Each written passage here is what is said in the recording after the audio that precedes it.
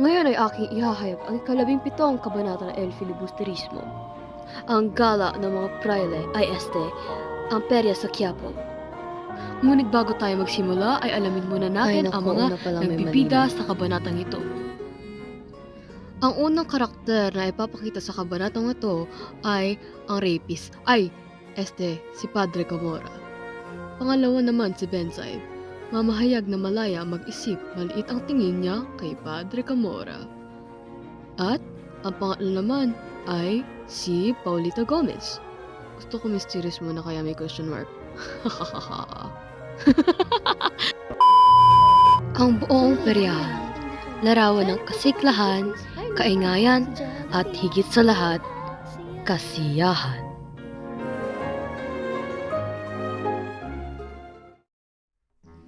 Sa pangkat ng mga praile. Nang pumunta sila sa perya, hindi nila maiwasan na masilayan ang napakasigla dito at may mga nagkagandahan dalaga. Lalo na buhayan si Padre Camorra lalo na pagdating sa kadalagahan. Nakita niya ang isang dalaga at ang pangalan nito ay ang nag-iisang napakaganda na binibini na si Paulita Gomez. Sandali, ngunit bakit siya ay naka-crop top?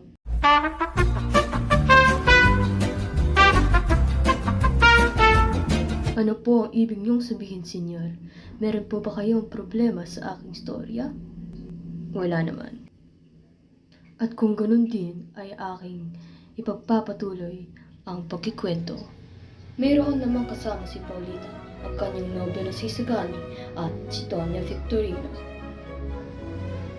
Ngunit ang mga mata ni Padre Camorra ay na kay Paulita lamang na mukhang gusto niya ng halikan, na para wala itong mga kasama sa kanyang mga tabi. Napansin ito ni Benzaib at inasar niya si Padre Camorra. Susundan pa sana ni Padre Camorra si Paulita ngunit hinatak siya ni Benzaib.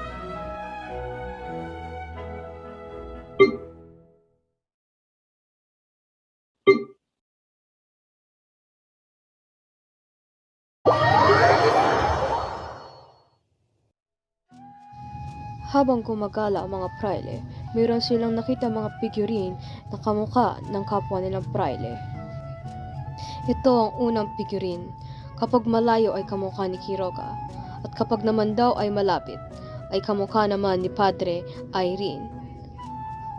At ang pangalawang figurine naman ay kamukha daw ni Simon. Teka, Simon? Panahon na para ko ay kumanti.